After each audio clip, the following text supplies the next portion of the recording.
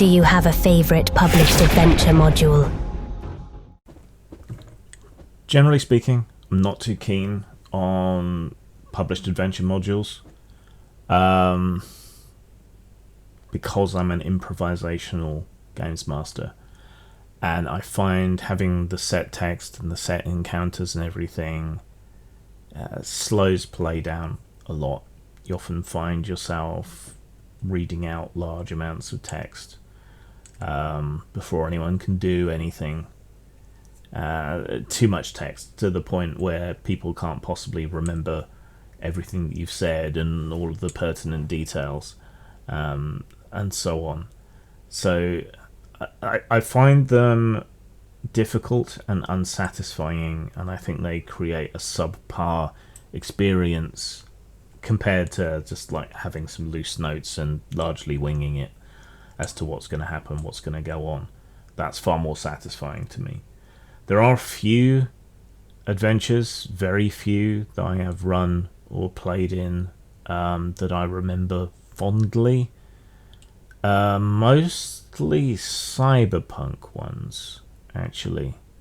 So Night City Stories was good, but that may have been a product of the group that I played it with. And the road trip adventure from either Land of the Free or Home of the Brave, whichever one was the adventure book, that was good. I think because you had a reason to follow a set route and to hit all these different locations, and other than that, there was a reasonable amount of free reign where you could spend time in different locations doing different things. Yeah, there was interesting stuff to all of that made it more engaging. In terms of more like traditional D&D modules, not really. I think some of them are interesting as artifacts, I suppose. I have fond memories of some of the adventures in the back of Dragon Warriors books, but not so much the Elven Crystals. But the little short adventures in the backs of the Dragon Warriors books, they were quite characterful and they were good introductions to the game.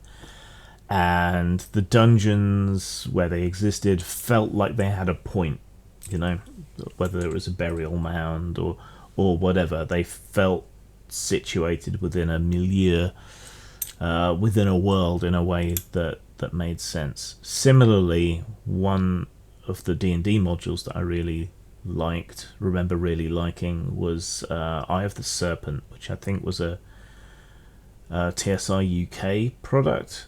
I've got it somewhere, but in that one the adventure's really simple, but it makes sense.